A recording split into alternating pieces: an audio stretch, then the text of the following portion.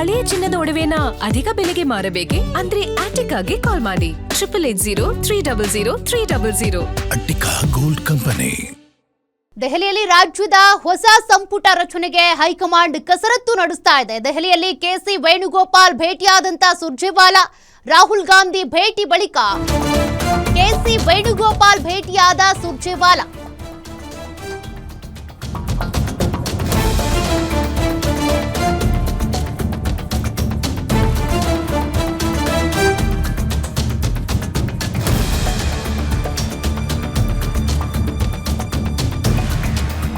ರಾಹುಲ್ ಗಾಂಧಿ ಭೇಟಿ ಬಳಿಕ ಕೆಸಿ ವೇಣುಗೋಪಾಲ್ ಅವರನ್ನ ಭೇಟಿ ಆಗಿದ್ದಾರೆ. ಹೊಸ ಸಂಪುಟ ರಚನೆ ಬಗ್ಗೆ ಉಭಯ ನಾಯಕರು ಮಹತ್ವದ ಸಭೆಯನ್ನ ನಡೆಸಿರೋದು. ಇನ್ನು ಕೆಪಿಸಿಸಿ ಅಧ್ಯಕ್ಷರ ನೇಮಕದ ಬಗ್ಗೆಯೂ ಕೂಡ ಕೆಸಿ ವೇಣುಗೋಪಾಲ್ ಮತ್ತೆ ಸುರ್ಜೇವಾಲಾ ಮಾತುಕತೆ ನಡೆಸಿರೋದು. ಮತ್ತೊಂದು ಮೆಗಾ ಮೀಟಿಂಗ್ಗೆ ಸಾಕ್ಷಿಯಾದಂತ ರಾಷ್ಟ್ರ ರಾಜಧಾನಿ ದೆಹಲಿಯಲ್ಲಿ ನಡೀತಾ ಇರುವಂತಹ ಮ್ಯಾರಥಾನ್ ಸಭೆಗಳು ಬಹು ಆಯಾಮಗಳಲ್ಲಿ ಚರ್ಚೆ ಆಗ್ತಾ ಇದೆ.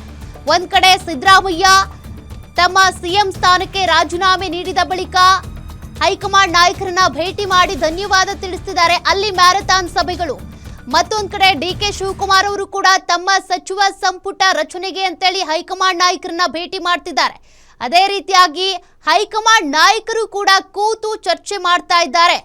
ಸುರ್ಜೇವಾಲಾ, ರಾಹುಲ್ ಗಾಂಧಿ, ಡಿಕೆ ಶಿವಕುಮಾರ್, ಸಿದ್ದರಾಮಯ್ಯ ಇವರೆಲ್ಲರೂ ಕೂಡ ದೆಹಲಿಯಲ್ಲಿ ಮಾಡ್ತಿರುವಂತ ಮ್ಯಾರಥಾನ್ ಸಭೆಗಳೇನಿದ್ದಾವೆ ಸಾಕಷ್ಟು ಕುತೂಹಲವನ್ನ ಕೆರಳಿಸ್ತಾ ಇವೆ.